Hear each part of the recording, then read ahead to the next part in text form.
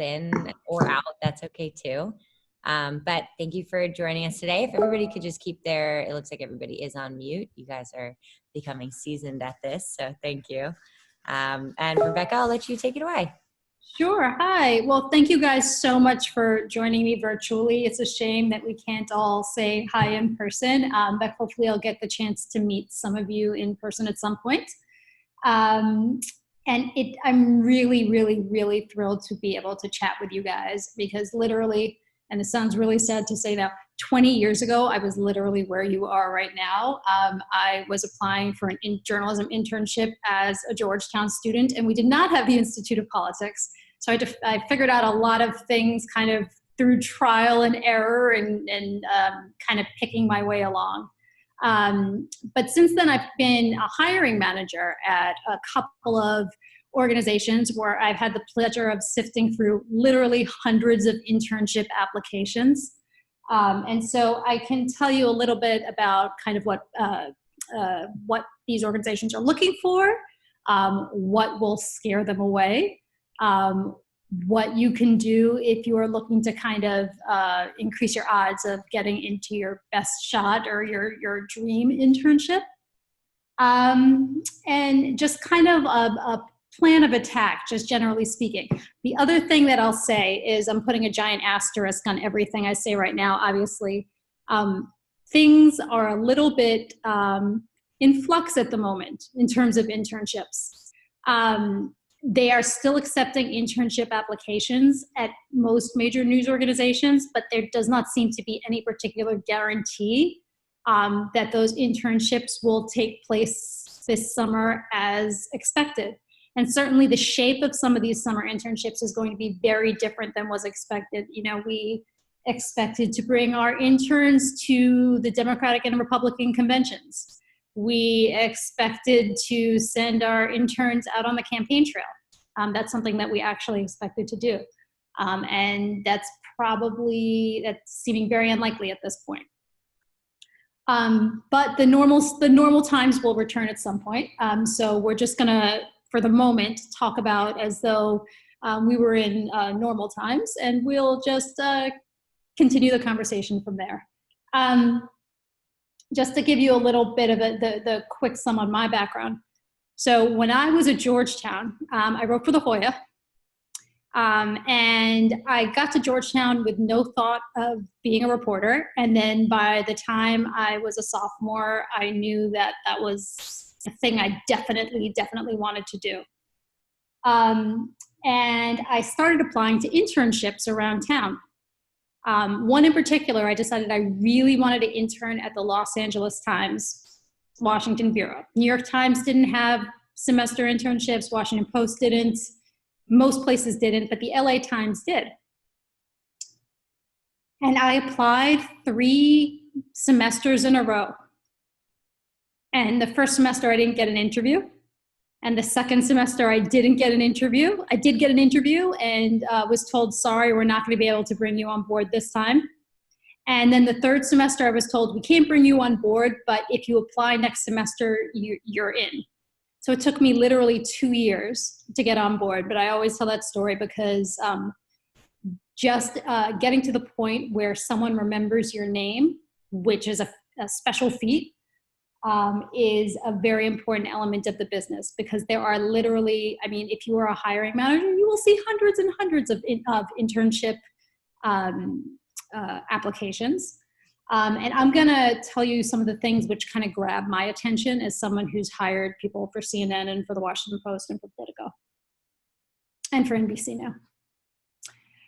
Okay, first, just to go around quickly, actually, is there any easy way to do this virtually? There probably isn't. So you know what? I was gonna say I'm gonna go around quickly and ask like what year people are, but that may devolve quickly. So I'll just assume everyone is from every possible year and just go through the categories and talk a little bit about strategy kind of year by year.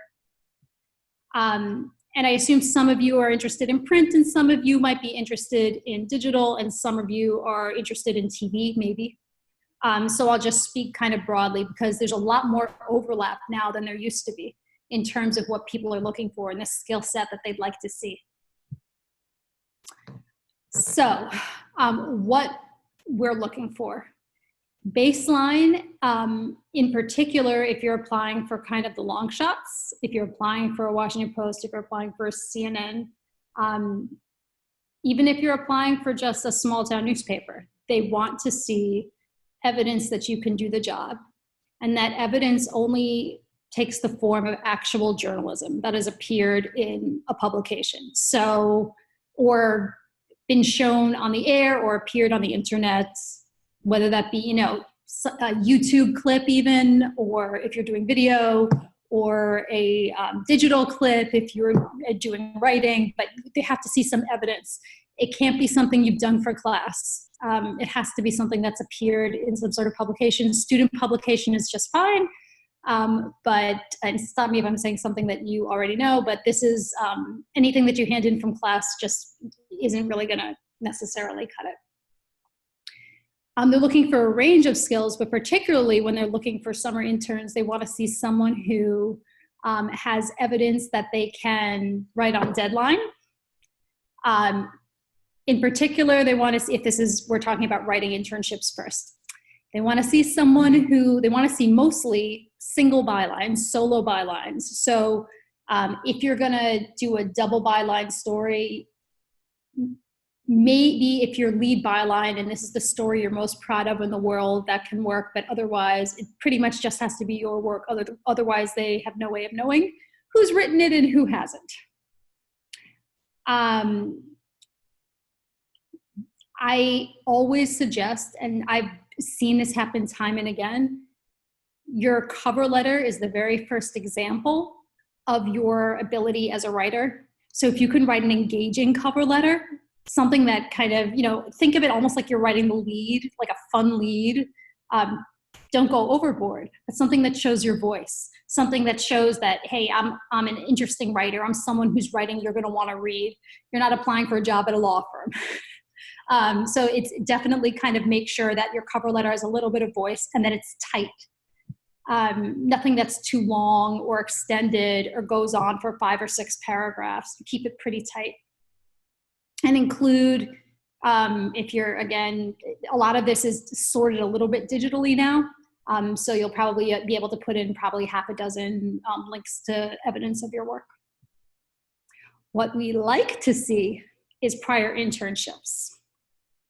So, you know, if you are applying to a long shot publication or a long shot network, evidence, internships that you've successfully completed somewhere else. What will intrigue us, even if it's not necessary, is some of the skill set that you actually have in class. So if there's a language that you're studying, if there's just some interesting experience that you've had, if you have spent a lot of time and have demonstrated an ability to speak to very different kinds of people and to connect with them, that's huge.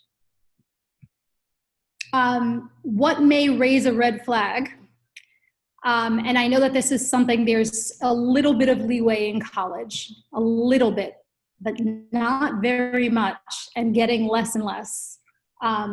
If you are someone who wants to work for a mainstream news outlet, so if you want to work for a CNN or an NBC or a Washington Post or a New York Times, any evidence of political activity, partisan political activity. Some people want to go into partisan political journalism, and that's just fine. There's a lot of great, you know, partisan political reporting out there. But if you're someone who thinks to yourself, you know, my dream job is to be a correspondent on CNN, or my dream job is to be a correspondent at the New York Times, you're giving them a reason to kind of take your resume out of the pile right off the bat. And I've actually seen this happen with some really promising candidates, and it kind of breaks my heart a little bit because, you know, one of the things when you're younger is you want to have that leeway. You want to be able to explore, and maybe you explored partisan politics and figured out, hey, that's not for me, I'm a nonpartisan person. Then you want to be able to explain that. And have like a really good kind of explanation for that. There are some fantastic reporters who started out in a partisan place and wound up in nonpartisan area. But it is a little bit of work to get there. And so, you know, if you think that mainstream news organizations are your choice destination. I would say just kind of don't wait to experiment in partisan politics until you're kind of figured out whether or not it's for you. Any questions so far? Okay. So the timeline.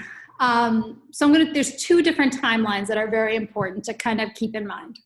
One is the timeline over the course of the year, and the other is the timeline over your academic career. So, timeline over the course of the year.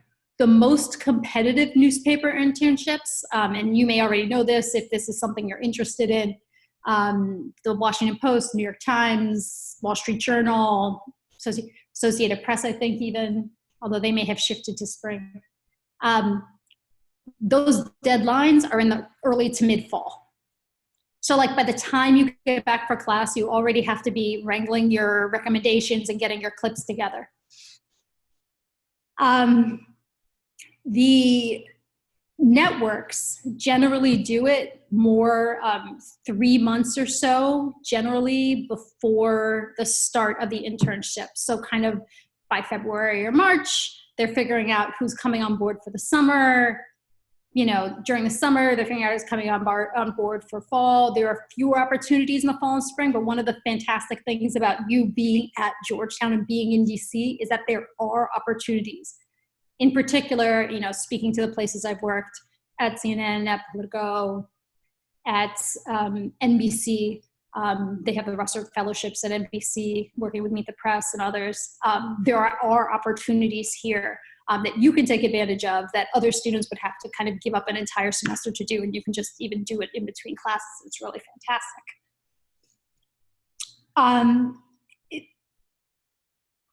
This year, well, again, we're putting an asterisk on it. Let's pretend everything's normal for now. The key is starting to apply in your freshman and in your sophomore years, so that by the time you hit your junior and your senior year, you position yourself for the internship that turns into a full-time job. So maybe your first year, if you're interested in television, you are doing an internship with your local station back home in Syracuse or where have you. And then when you hit junior year or senior year, you go for your kind of dream position with your dream network where you'd like to be after graduation. And the key is then that following your senior year, so while you're a senior, you're still eligible to apply for one more internship, one more summer internship. And 9 times out of 10, that is the internship that will give you the leg into your first job with that dream organization. There's a lot of questions about, okay, so is it better to start out in a small market, whether it's with TV or newspaper, or whether it's better to just kind of start with your dream organization if you can get a foot in the front door? And the rules have definitely changed from my day. There are so many more opportunities for young reporters to start out at your dream final destination than there were. I mean, it's competitive. And I will tell you how competitive, not to depress you, but this is just to give you a sense of the reality. But, you know, these entry-level political reporting jobs at the Washington Post, they exist. They now exist. There are more than 24 of them. And they are constantly looking to fill them. That did not exist in my day. But the internet now, because of the pace of the internet, they now have this need for reporters with this skill set, and they hire young reporters to do that. I mean, you'll work overnight for some of them, but for others of them, you know, you're starting out right away if you're interested in writing about politics, doing what you want to do. Same thing with CNN. I had an intern when I was on AC 360. And within a year and a half, he was literally reporting on air on the Trump campaign for the network. And he's currently a White House reporter for CNN. So, I mean, you can start out kind of at the top, which is something that just didn't exist back in my time.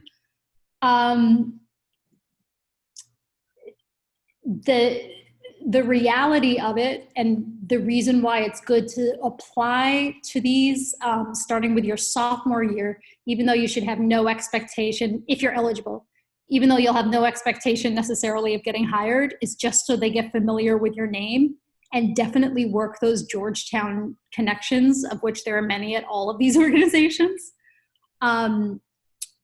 just so they get familiar with your name.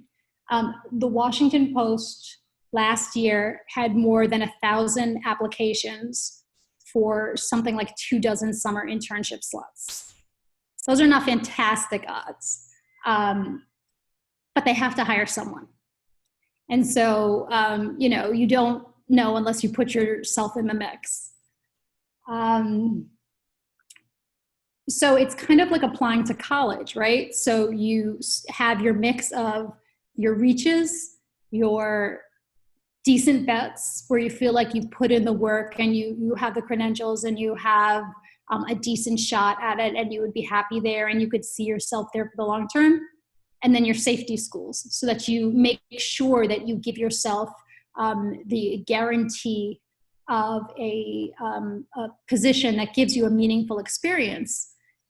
And the key to a meaningful experience is that you are, number one, connecting with a network that will serve you over the long term and making a good impression on that network.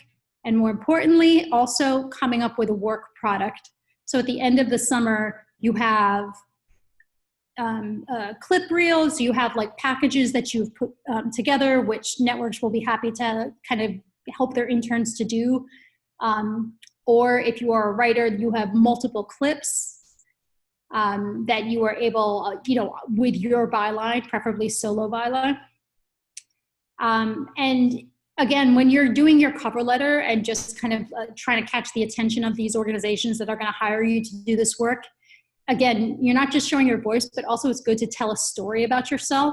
So kind of like explain, you know, like I'm the person who, you know, covered my first, you know, story, you know, rushed down in the middle of a hurricane when I was 10 years old because I wanted to write a story for my local, or whatever. Just it's something that kind of gives them a sense of you as a person, and why you want to be a journalist and your hunger for the job. Any questions? No question. Okay. Okay, so there are differences between if you are, I'm trying to like make this as, it's hard to make it super broad. If you're going for political journalism and if you're going for just kind of, if you're going for international journalism for the long term, or if you're interested in kind of just any kind of reporting you can do, you're more interested in like, there are some people who just kind of love this story and love the breaking news and love the chase. And that's a fantastic category of person to be in. I personally can't handle, I have more than enough breaking news in my life at this point. I think one of the best things that you can do once you get to the internship, and this is something that you have probably have done internships already and you are aware of this, is you just say yes to everything that is asked, number one, obviously. But more importantly, you're always looking for additional ways to pitch in. So they are going to most likely, so one of the things that on our job right now is there's a lot of night hours, there's a lot of weekend hours. The Senate just spent the entire weekend debating the coronavirus stimulus bill. And so I just worked the entire weekend and then had my last communication with a reporter on Sunday night at midnight.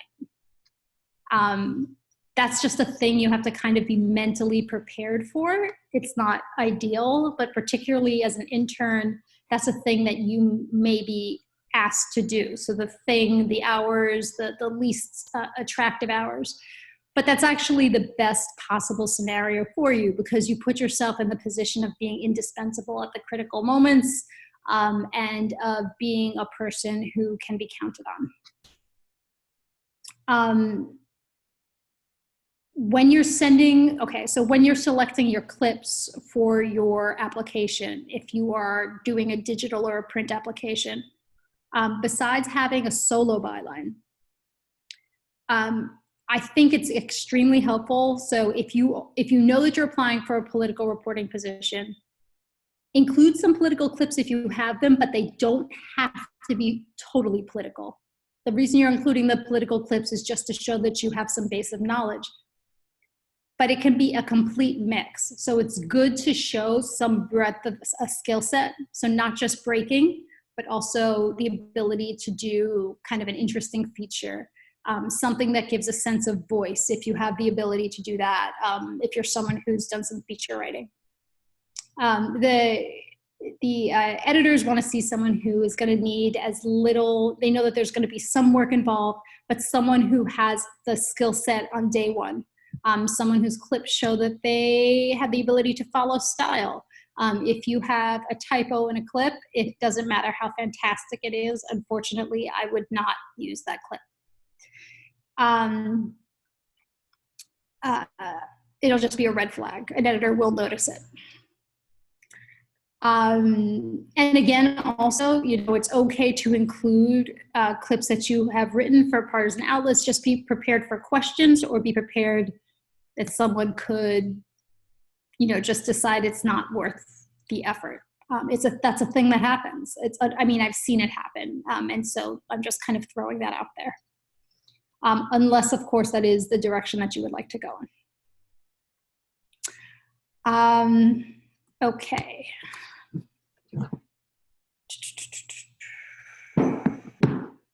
Trying to think, what is the other areas that we should cover? Let's see. I have a question, actually. Yeah, go for it. My name's James. I'm Hi, James. a master's student at Georgetown SCS. Mm-hmm. And I have been in the interview process with NBC for a couple months now. Oh, fabulous. And yeah, I've been talking with Natalie Kuchiara and so you're going to meet the press crew. Yeah. Yeah. Awesome. I was wondering if, when there's something like what's going on right now, if they want to see applicants checking in, right, consistently. Right. So that's something that you think is a nuisance when people check in to see where they're at, or do you think it's something that's probably good because they're being proactive? That's a very good question. It's a fine balance, but it is good to check in. It just to kind of remind them that they're great about keeping track of candidates that they are interested in, but they are also human, and this is an insanely, this is a very chaotic and hectic time. So it's not bad to remind them and to stay on their radar. I wouldn't do it every week. I wouldn't even necessarily do it every other week. It's like, but I would say, if you haven't heard from them in, say, a month, 3 weeks, a month, feel free to check in. It's not a bad thing to do. I actually have been grateful in the past because there have been students who I've been very interested in, and then the news apocalypse has hit. And it just kind of falls to the bottom of my priority list in terms of, and then they check back in with me like, no pressure, just wanted to check in, find out if there's anything else you needed from me. I know now is busy. So you're not approaching it as though it's a pressuring thing. You're not demanding something from her. You're kind of offering to be of service, and you're expressing your understanding and your patience, and she'll be very grateful for that. Right? So I don't think it's a bad thing at all to kind of circle back. And by the time you join us, we will be in our shiny new bureau. So, yeah. You guys are over near the White House now, right? Or no, so we're way up in the historic 65-year-old. Oh, right. The one that I've been there a bunch of times, and it looks like a suburban junior high school. And now we will be moving down by the Capitol. Yeah, right. Like a block from the Capitol. So it'll be much more convenient. So anyway, NBC stuff. But yeah, no, absolutely. Check in. Just again, it's a balance. And it's all about the tone also, keeping it brief. you are being of service, and you're also expressing your patience and your understanding, and you're not demanding anything of her, just saying like, hey, I'm here. If you need anything, just let me know. I know it's busy right now. The end. And once a month is fine. And just to follow up, if you were rejected from, if you went through an interview process and you got to know some of the hiring, the people that were in charge of hiring candidates, Mm-hmm. would you advise that it's good to check in with them, like, if you're going to apply again, right, and say, I'm thinking about applying again? Yeah. Yes, absolutely. Material, Because it's like real talk, it's really funny. Early in my career, I applied to the Washington Post 3 times. I was a very young reporter because it was like my dream job. And I did not get hired. And then eventually, a few years later, they contacted me. And the reason is because you get to be, people inside the building get to be familiar with you. They know who you are. And it's actually part of the process. Part of the process is, hey, they may not have a slot for you right then, but it may have nothing to do with you. It may just be that particular cycle. And you're building relationships for the long term. This is like a marathon, not a sprint. It's not just about the internship. Like the idea is like, you want to get a job. And this is going to get you the network that will get you the job. If not at NBC, then elsewhere, if that's not where you want to be. But like, the connections that you make with those individuals, like those people who are in your intern class and the people who are the hiring managers, this is a very small industry. It's something you will discover. You will encounter these people again and again and again over the course of your career for many years to come. So it's not just about this one-off. If they don't hire you now, in 2 years or in 5 years, you may be having a different conversation. So, yeah. Cool. Yeah, and that's another thing I would say. It's, if you get rejected from somewhere, it's not getting rejected. It's just not getting hired that time. It really is such a long-term process. Each of these, every time that you apply, one of the key elements for success in a journalism career is an extremely high threshold for rejection, not just in the job process, in the actual reporting process too. The higher your threshold for rejection, the better you will do. And so I do not know a single person who really, really wanted to be a journalist who doesn't wind up becoming it, because it's like, if you have that hunger and that capacity for endlessly hearing no until you hear the yes, all you need is the yes one time. And I always say that that's one of the reasons why in my era at Georgetown, uphill both ways through the snow. No, but we didn't have the IOP, and we didn't have a journalism program. And there were a bunch of us who wanted to be journalists, and we really were figuring it out for ourselves, like literally figuring it out. Like all of us would get together. Okay, so like, how do you apply to the what? Like literally sitting around trying to figure it out. Yeah. But because we were that motivated, if you look around town now, it's, the ABC's White House correspondent is a Georgetown alum, and the chief national correspondent for CNN is a Georgetown alum. And you go around town and it's from my kind of generation, because it's like that generation with this endless capacity for kind of making mistakes and getting rejected. So.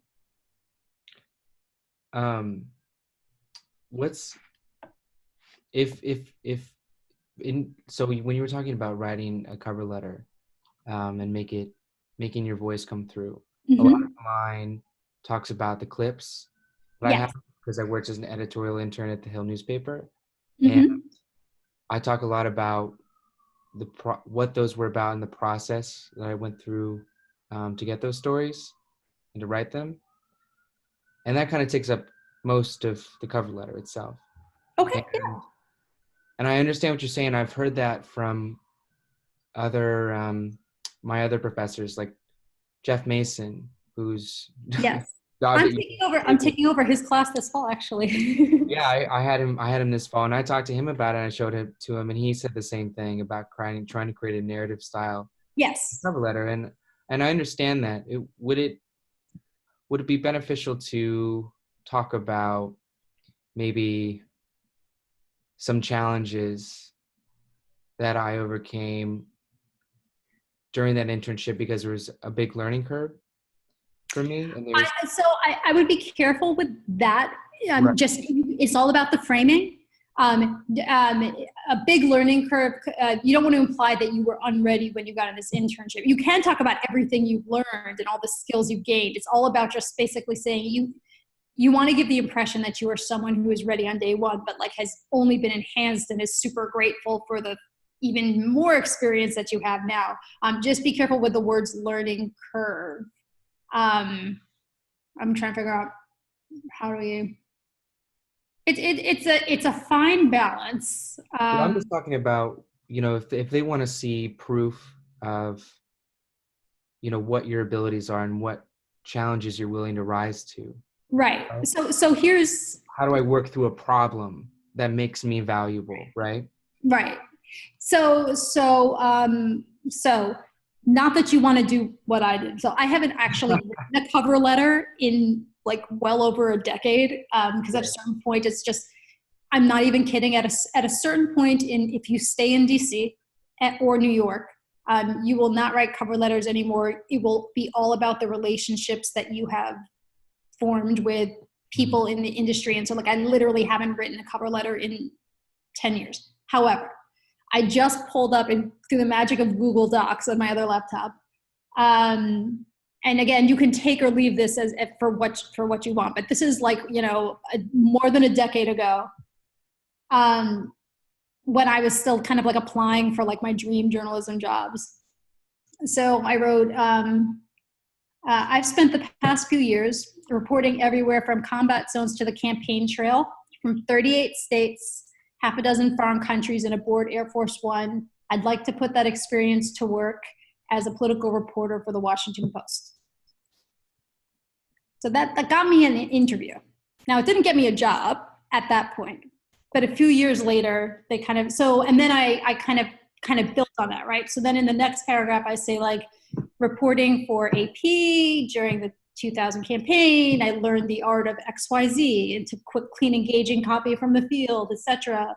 Working for CNN, I did this. And then, so you're just kind of like building a story. Now, you're still early in your journalism career, but you have enough kind of, you've done something to date, right? Like, so you've worked for your student publication, you've had internships before. So you can kind of spin that arc of progression and growth. Like, I did this and it gave me this skill set, which you're going to want. I mean, subtext, you don't actually, you don't have to make a text, but I did this and it gave me this skill set you're going to want. And then I did broke this amazing story for this news organization, and you want someone who can do that. And so it's just kind of spinning a story about yourself. So that's the, and then I just kind of ended it with, I've spent the past few years developing a broad range of reporting experience rooted in XYZ. I'd love to speak with you about ways I might be able to use that experience and that skill set to contribute to political coverage at the Washington Post. Did they tell you what pushed you over the edge when you finally did get a job? I mean, just basically when I did finally get it, it was just like there were enough people in the newsroom who knew me and had either connected with me at previous jobs or knew of me through other people. I mean, frankly, in the end, that is the most important thing. The issue that you have when you're applying for jobs and you don't have this network is they have no way, you're essentially unvetted, and they're basically taking a gamble. So like when they see your clips, if we're talking about, writing here or digital, they have no way of knowing how heavily they were edited, right? They have no way of knowing if you just have like the world's greatest editor. They're taking a risk. They have no way of knowing what your work ethic is like. They talk to your references, but it's still kind of flying blind. But if there are people that they know personally who vouch for you, that's gold. And so it's like, it's very, very difficult to get the first rung on the ladder for political journalism. once you've been in a few years, like 5 or 6 years, you're gonna have an interview with your dream publication or network at some point. It will happen because the universe of people who can do this job is not that great. In the sense of, I mean, it's not rocket science, but in the sense of, this is a job that you can only learn by doing it.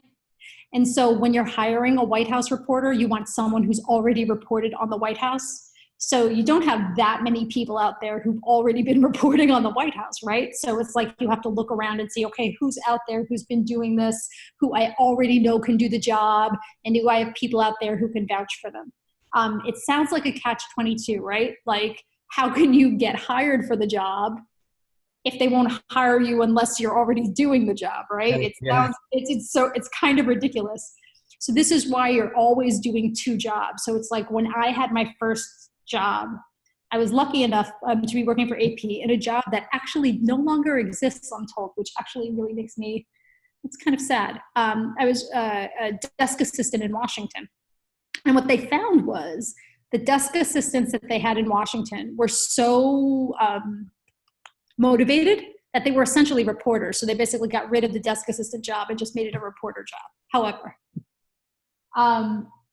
what you did was you rotated between the Capitol Hill, the Hill Bureau, the gallery up on the Hill, the White House Bureau, which is basically a glorified closet in the basement of the White House under the briefing room.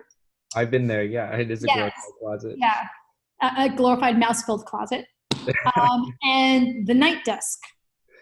But the only way that you got to do, I mean, they would give you clips to do, they would give you assignments, which was fantastic. But I was always volunteering for additional shifts. So if they had an open White House shift and they couldn't figure out who to cover for pool duty, I was always volunteering because you never knew when there would be news. And so you would have people who don't want to come in on Saturday, right? Saturday at 3 o'clock in the morning, because it's like, oh, we're not going to get a story out of that, but you actually don't know. And the fact that you volunteer for it makes you someone who's indispensable and someone who they like and someone who they want to someone who they want to see move forward. So you're always kind of volunteering for the next job while you're already in the current job. Which basically means you have no life for your first 2 to 5 years in journalism. I worked every single Thanksgiving and every single New Year's for my first 10 years in journalism. Every single one. I had not one off. Every single New Year's Eve I was working, every single Thanksgiving I was working. Actually, every Christmas I was working, but that I still do. But that's just kind of like the fact of life. And then like eventually you might get the ability to kind of, pull back a little bit. But not early in your career. It will never happen. Yeah. So there's that.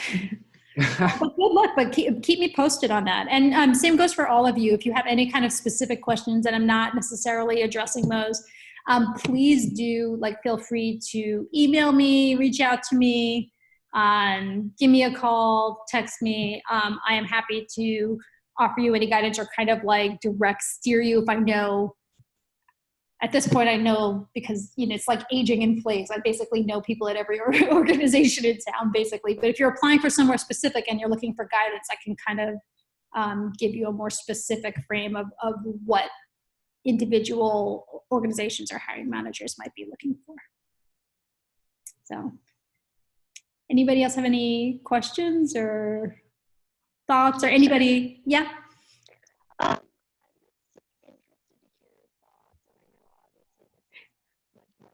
On entry level positions in journalism and really going right out of school into journalism.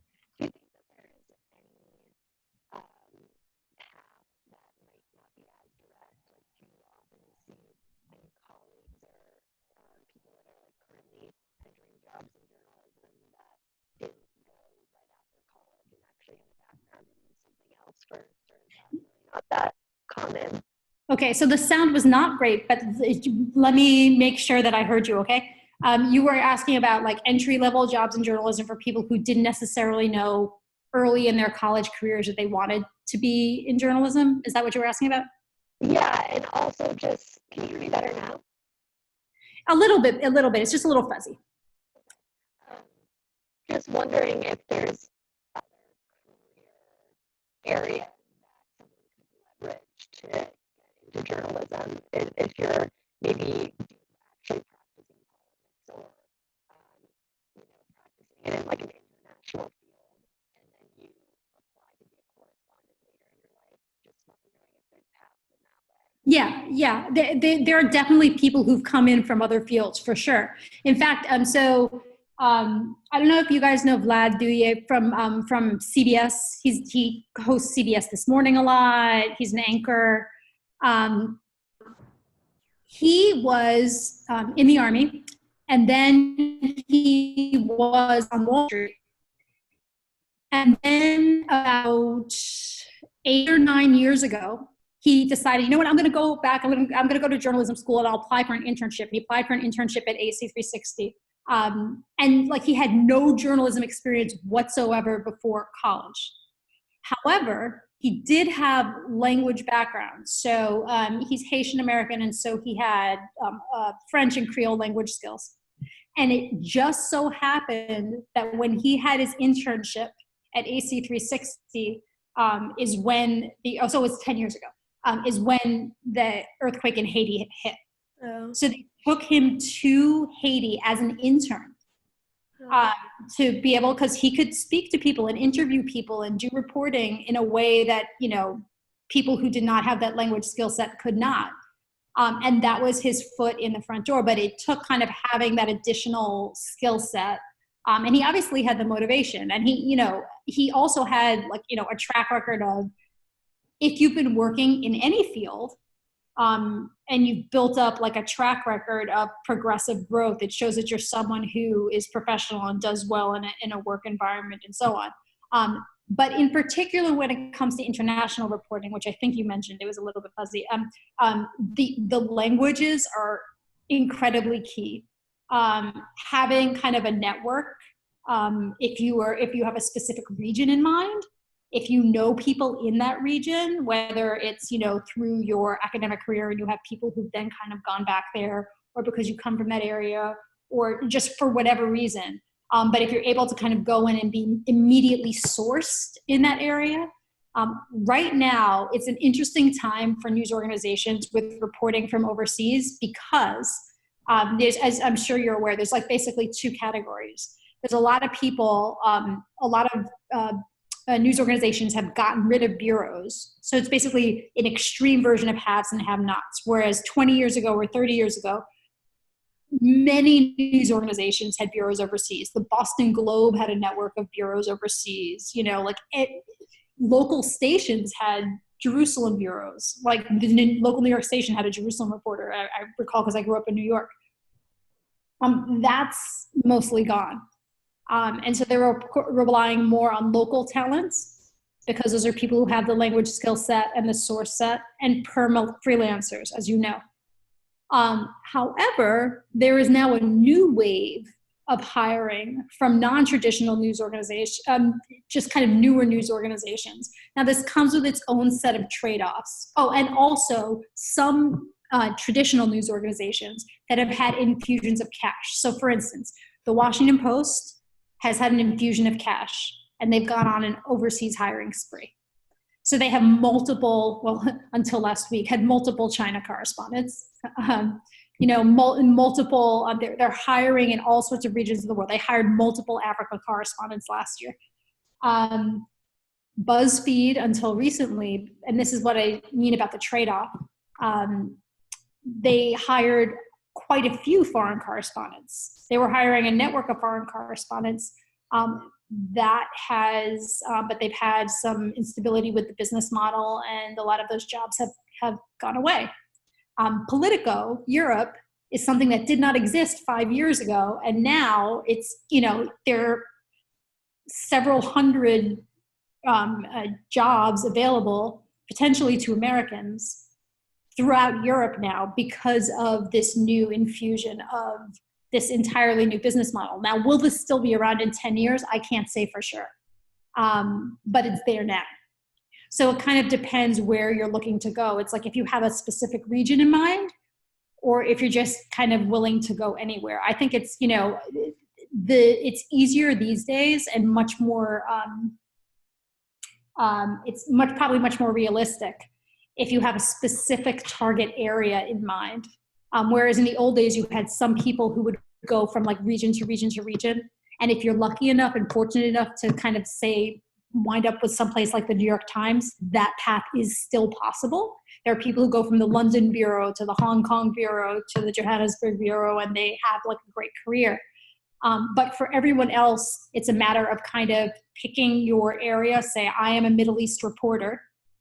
I come to the Middle East with this background and this language skill set, and I am going to be in the Middle East. Or I am a Europe reporter, which is tougher to do because everyone there speaks English already and has a visa to work in Europe. But if you really want to be in Europe, same thing. It is possible now in a way that it wasn't 10 years ago. I am a Europe expert. I speak multiple languages. I've studied in one of the best, international relations programs in the country, and I am ready to report from day one. And so that is just, and you're there. So I think that it's better to kind of just pick an area if you can. That's helpful. Thank you. Sure. What else was I going to say? Oh, the other thing about international, just to mention briefly, is it's also great to do a domestic internship. Fantastic to do a domestic internship with organizations that have vast overseas networks, because that allows you to kind of get connected to them. So, if you do an internship with CNN DC or an internship with CNN in Atlanta, then when you go overseas, then you're able to file, you have multiple venues for your journalism, either digital, so you can do writing, or, you can file video as well. But you have that ability, you have that one relationship. And then once you're able to start filing from overseas, other news organizations will see your name attached to a CNN byline and it's under the CNN umbrella, and that gives you automatic legitimacy. So. Okay, cool. Cool. Well, I've taken up a lot of your time. Anybody, like I said, anybody have any other questions? I am very happy to answer. If you can't think of them now, but you think of them later, please feel free to reach out. I am here and happy to try to point you in the right direction. But I really appreciate you guys taking the time to chat. I know this is kind of less than ideal circumstances, and I look forward to meeting you all in person at some point. Do you have an email that's best to reach you at? Sure. You can reach me at Sinderbrand@gmail.com. So like my last name. Great. Thank you so much. Sure. No, thank you. Thank you guys for showing up, and have a fantastic rest of the week. Yeah. Stay safe. Thanks. I'm going to check in on the president now. Okay. All right. Thank you, Rebecca. Bye. Bye.